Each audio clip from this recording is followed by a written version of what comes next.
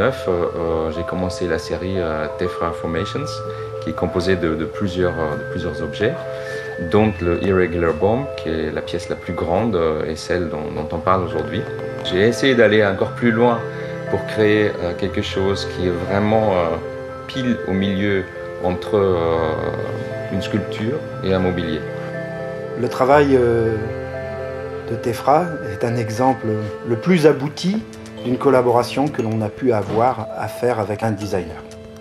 Alors il y a beaucoup de choses à dire sur la technique de ce travail, sur la complexité technique. Je travaille quasiment toujours en 3D, alors qu'avec tous ces objets capitonnés, en fait on commence par la pâte à modeler. Moi j'arrive chez Segers avec une maquette en pâte à modeler qui est à peu près grande comme ça, même si on essaie de bien la faire, mais elle est toute petite. Des fois, on se dit, c'est tellement facile de faire une maquette en pâte à modeler. Derrière, il y a tous les problèmes techniques à résoudre. Ce qui fait que, à partir du moment où on se trouve autour de la table, à plusieurs, avec cette maquette, on commence à soulever un certain nombre de problèmes, et puis Robert nous guide vers où il veut arriver.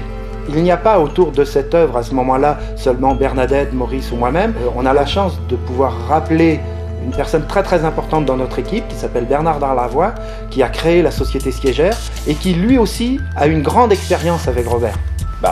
Première chose déjà, s'amuser à faire des petits dessins de principe pour voir comment on peut, pour Gamberger, pour voir comment on peut réaliser. Après, il faut faire un plan échelle nature pour que tout se construise. Et après, on fait donc on coupe l'ossature bois, on fait l'ossature bois, on mousse tout ça, on met tout ça en mousse.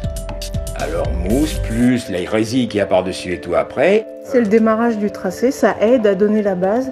Et puis après, on finit avec les ficelles et puis les épingles pour avoir ces lignes qu'on déplace si ça ne va pas. On enlève et puis on refait. Puis après, on trace. Et puis après, on fait tous les petits carrés, un à un. On emboîte bien avec les numéros et tout. Et puis après, on commence à couper, on coud. Entre chaque losange, on refait, parce que toutes les formes, il faut qu'elles s'emboîtent, puisqu'elles sont recousues ensemble. Il faut que celle-ci ressemble à celle d'à côté, et puis c'est un petit mécano, quoi. Mais c'est sympa. Et on remet dessus, et puis là on s'amuse à tirer une première fois dans chaque trou qu'il y a de fait. On passe un fil qui descend à l'intérieur, et puis après on tire une première fois pour positionner tout l'ensemble du cuir. Et lorsqu'il est positionné, qu'on voit qu'il n'y a pas de problème, on vient à la tension finale, où là vraiment on enlève tous les petits plis qui peuvent rester, et ainsi de suite. Et puis on fait la tension définitive des fils qui sont en dessous, qui sont agrafés dans l'ossature bois exactement.